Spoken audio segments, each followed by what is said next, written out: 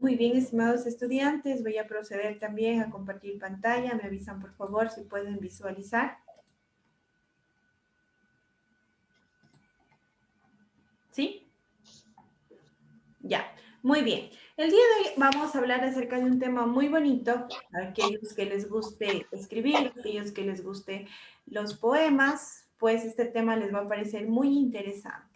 Vamos a hablar acerca de los recursos estilísticos o figuras estilísticas o figuras literarias que también se suelen denominar. ¿Qué son estos recursos estilísticos? Muy bien, los recursos estilísticos son recursos lingüísticos que el autor emplea para embellecer un texto, ¿sí? Son expresiones que utilizan los autores de las obras literarias para hacerlas mucho más atractivas. Son trucos para llamar la atención del lector en sus obras, ¿sí?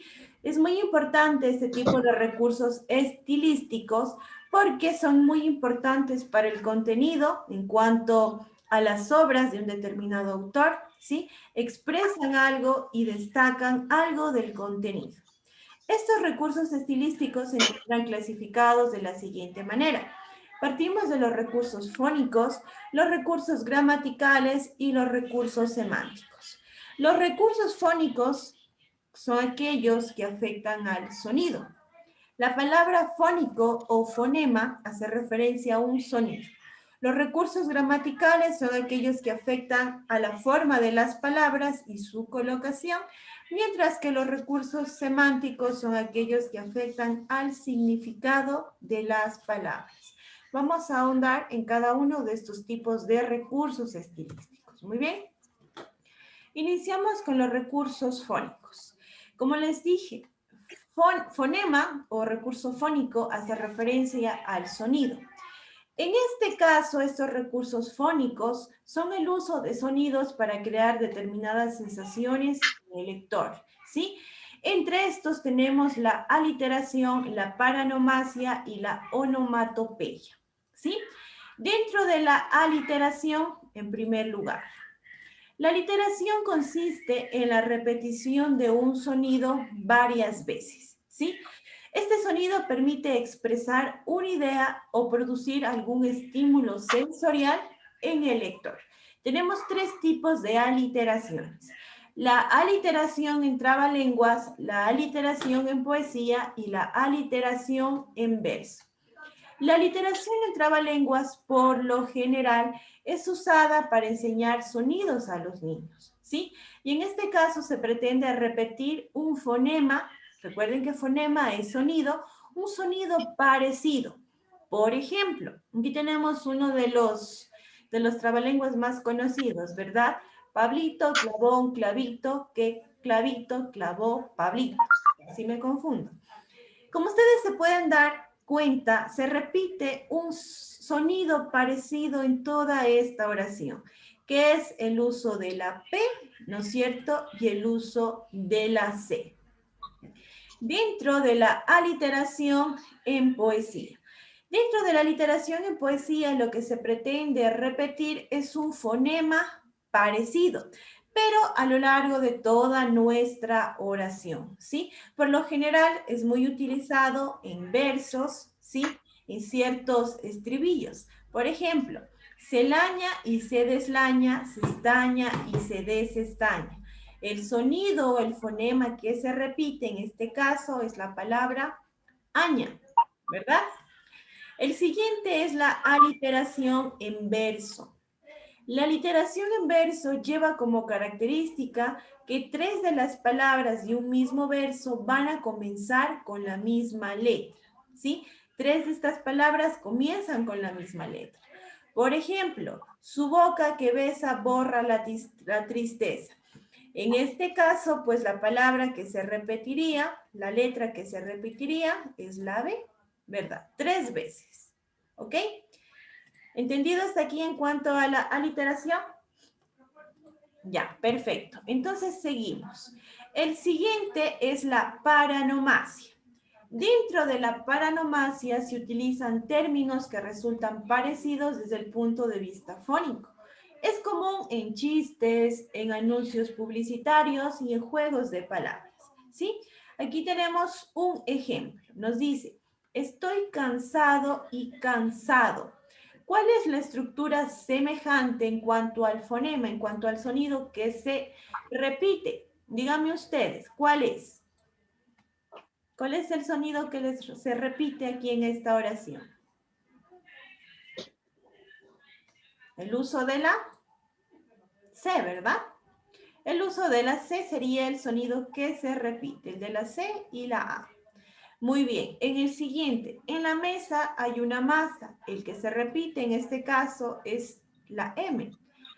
Tanta, tinta, tonta, que te atenta y que te atonta. El sonido que se repite va a ser la T. ¿Ok? Tenemos muchas veces que se repite en este caso esta estructura semejante. Y con dados ganan con dados. La que se repite es dados. ¿Ok? Muy bien. Luego tenemos la onomatopeya. ¿Qué es la onomatopeya? La onomatopeya consiste en emplear palabras que imitan cierto tipo de sonidos, ¿sí? Como ustedes saben, este tipo de recursos fónicos son utilizados para producir sensaciones en el lector, ¿sí? Determinadas sensaciones en el lector. Entonces, esta onomatopeya puede clasificarse como el sonido de acciones y el sonido de animales, ¿sí? Por ejemplo, el sonido del toc toc, ¿a qué representa?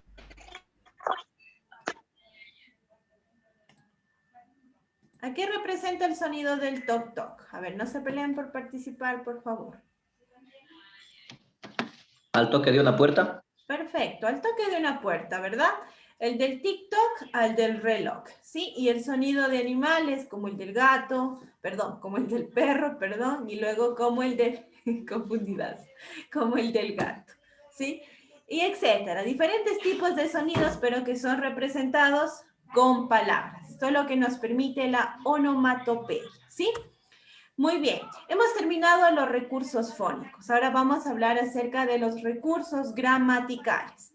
Los recursos gramaticales se basan en la repetición, en la adición o supresión de palabras o la alteración del orden de las palabras que tenemos dentro de una oración, ¿sí?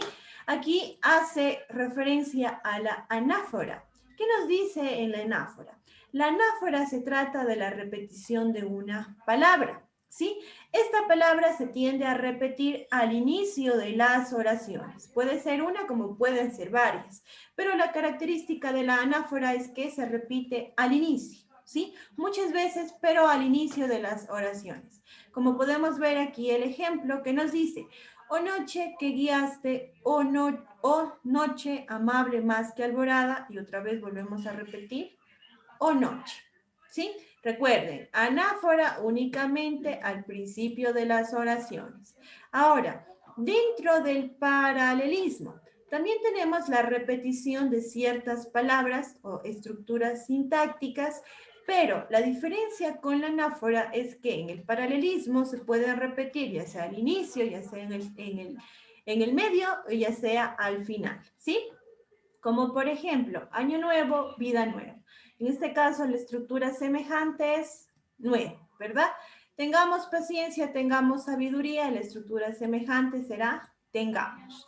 La botella rota, la mesa rota, las ganas rotas, también. La que se repite es la palabra rotas, ¿sí?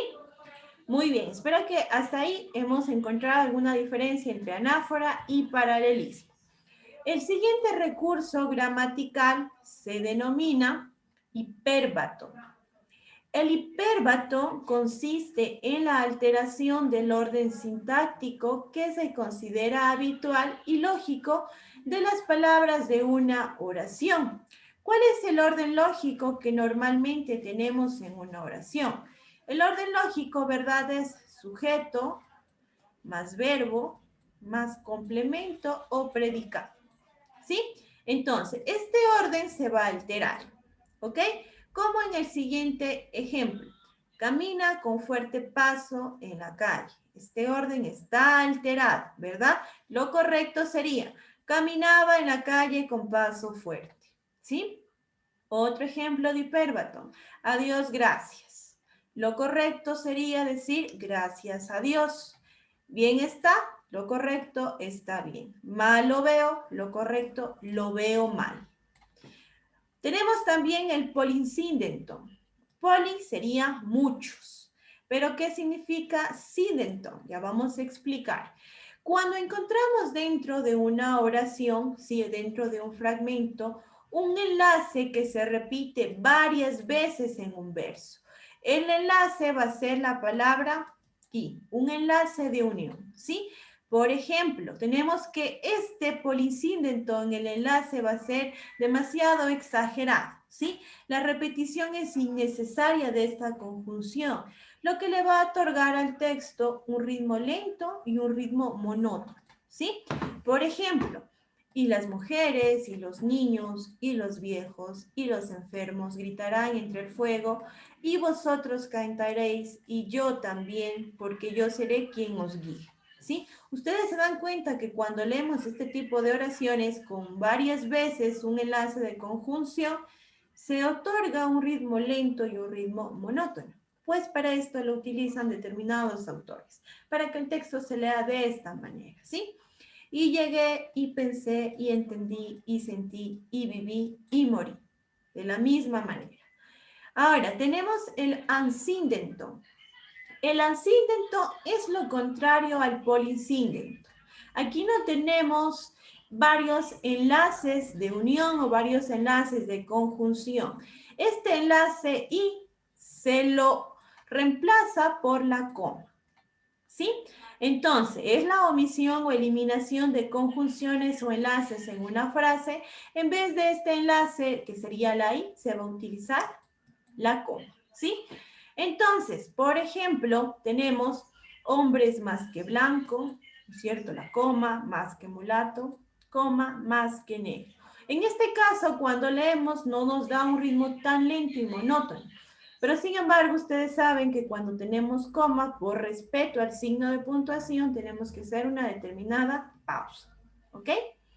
Muy bien. Tenemos también el epíteto. ¿De qué se trata el epíteto? Dentro del epíteto lo que nos establecen es el hecho de que en un adjetivo se nombra una característica propia de un sustantivo, ¿verdad? El adjetivo está para esto, para dar una característica propia de un sustantivo. Pero aquí en el epíteto, este adjetivo no nos aporta nueva información, ¿sí? Es decir, que no se añade una información nueva. Entonces, por ejemplo, tenemos las palabras las verdes hojas, ¿no es cierto? El epíteto sería verdes. Nosotros ya sabemos que las hojas son verdes, blancas nieves, brillante luna, etc. ¿Sí? Recuerden que el epíteto se utilizaba mucho, ¿no es cierto?, en estas obras greco-romanas. No sé si lo recuerdan, lo que vimos la clase pasada. Se utilizan muchísimo los epítetos en estas obras de la Ilíada y de la Odisea escritas por Homero. ¿Ok? También tenemos otro recurso gramatical que es el pleonasmo. El pleonasmo trata de lo siguiente.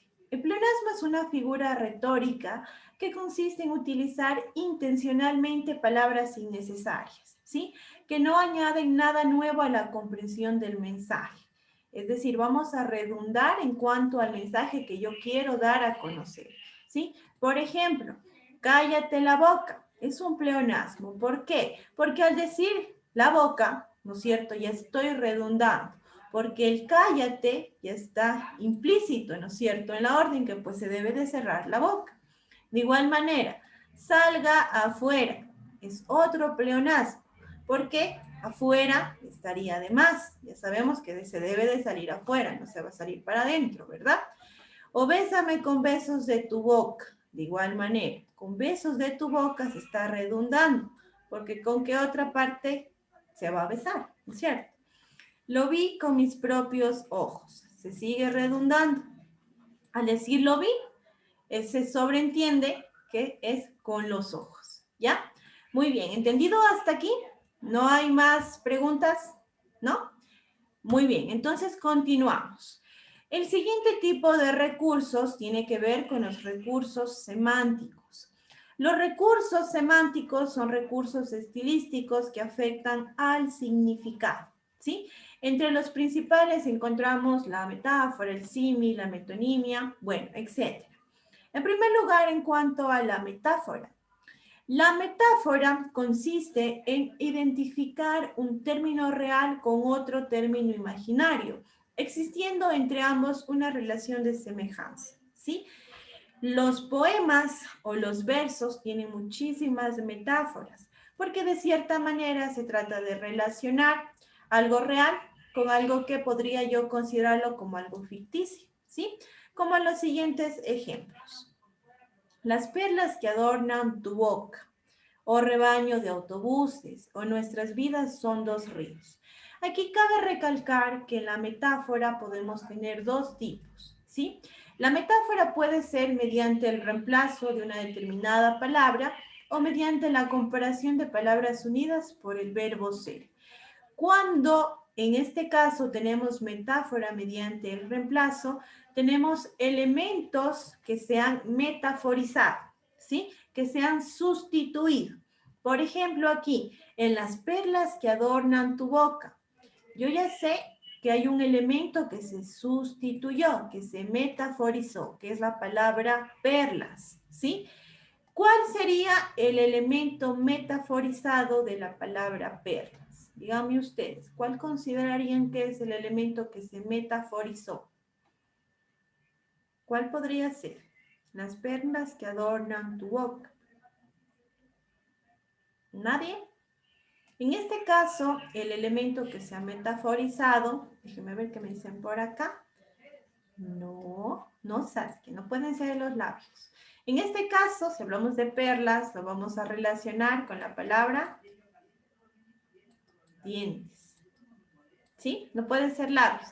Las perlas son blanquitas, ¿no es cierto? ¿A qué más se relaciona? Pues con los dientes, ¿ok? Rebaño de autobuses. ¿Cuál es el elemento que aquí se ha metaforizado? La palabra rebaño se relaciona con la palabra conjunto, ¿ya? Muy bien. Tenemos que, mediante la comparación de las palabras unidas por el verbo ser.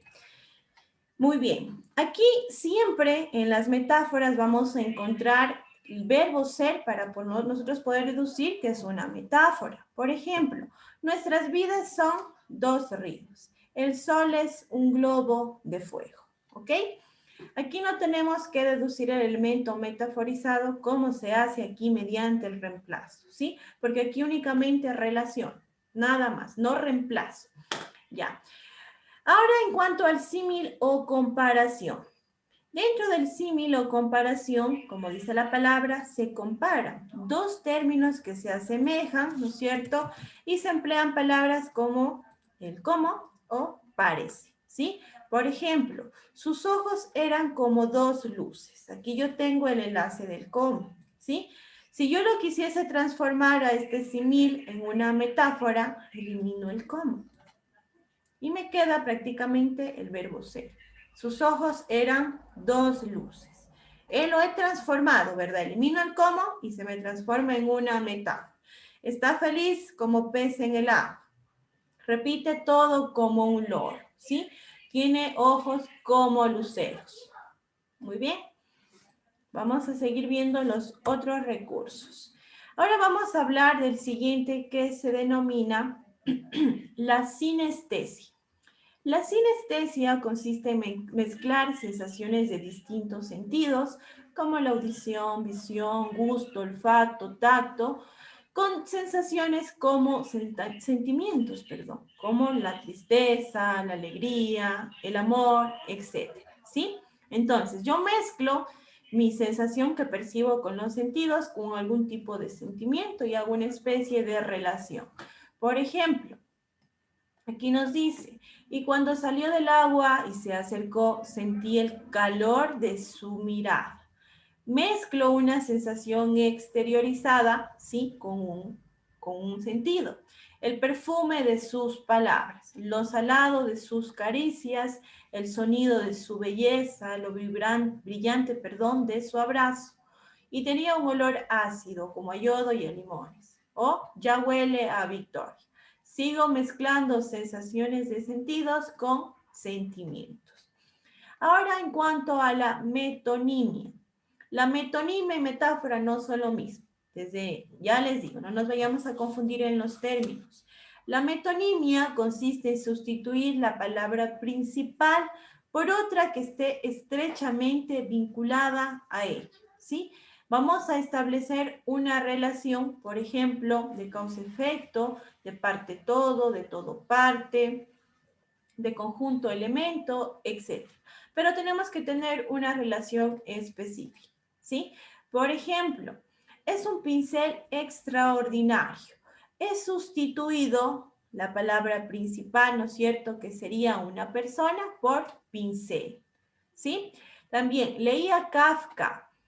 He sustituido el nombre de la obra, que sería la palabra principal, por el nombre del autor. Compré un Picasso. Se sobreentiende que está hablando, ¿no es cierto?, de un cuadro de Pablo Picasso. O en el museo hay varios Rubens. No menciona de la persona, sino los cuadros de este pintor, ¿sí? Y la antítesis o contraste. ¿De qué trata la antítesis o contraste? Antítesis consiste en utilizar dos palabras o expresiones opuestas, ¿sí? Pero esto nos permite dar más énfasis a un determinado escrito, a una determinada obra.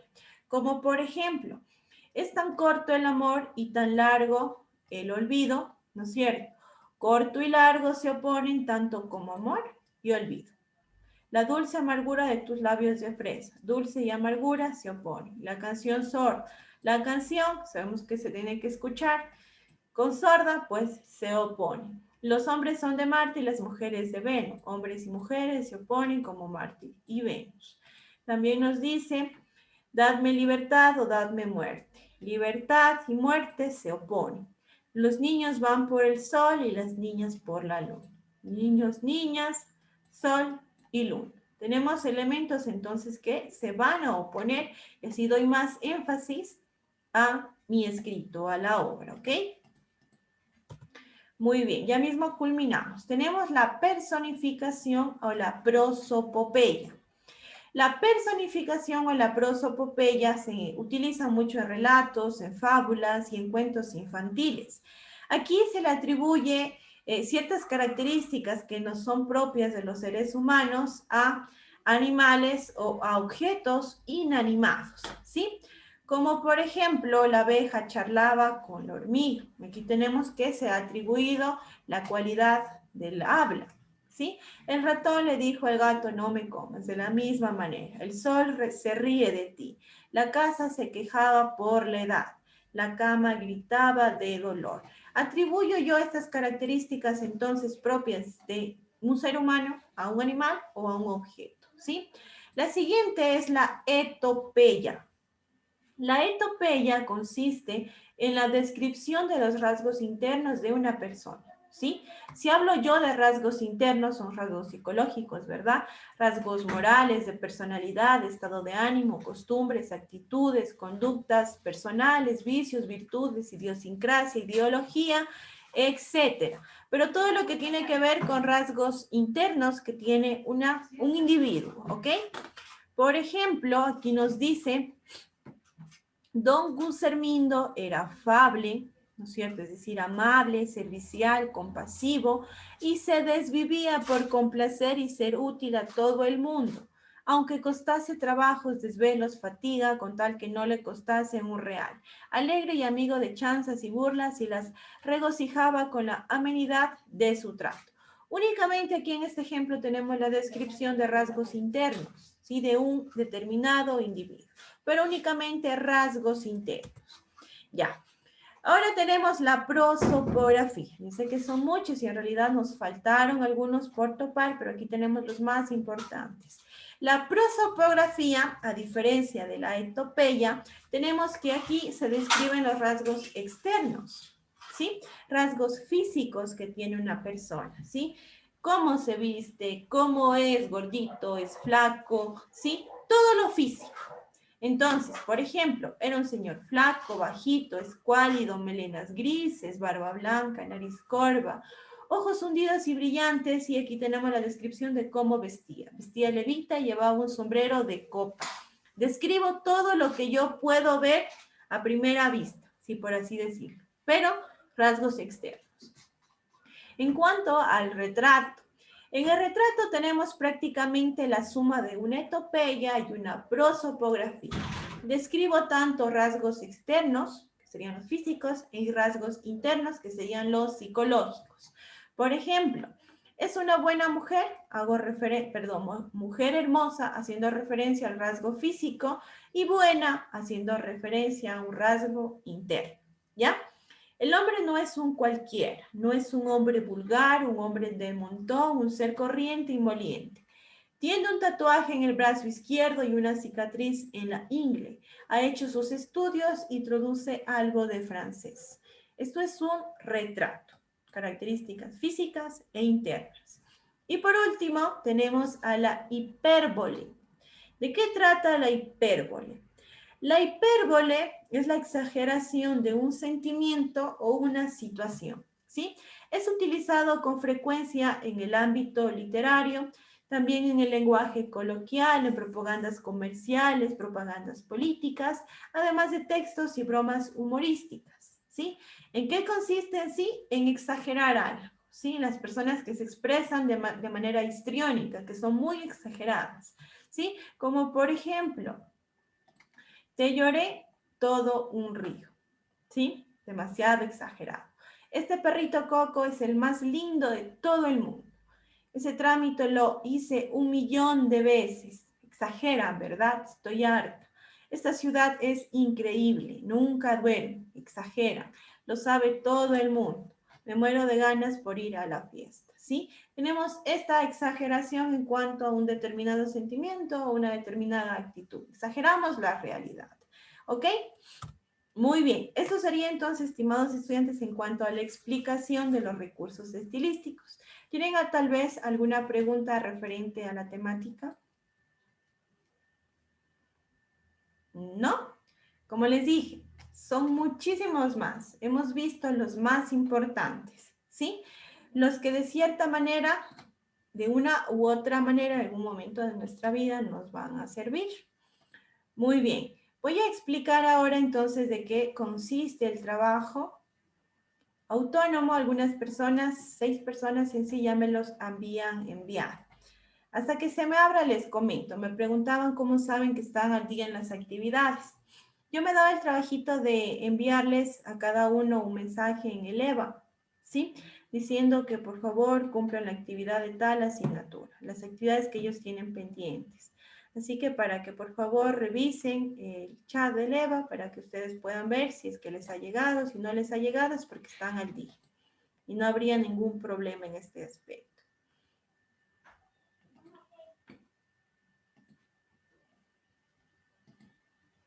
Un ratito y ya se está abriendo.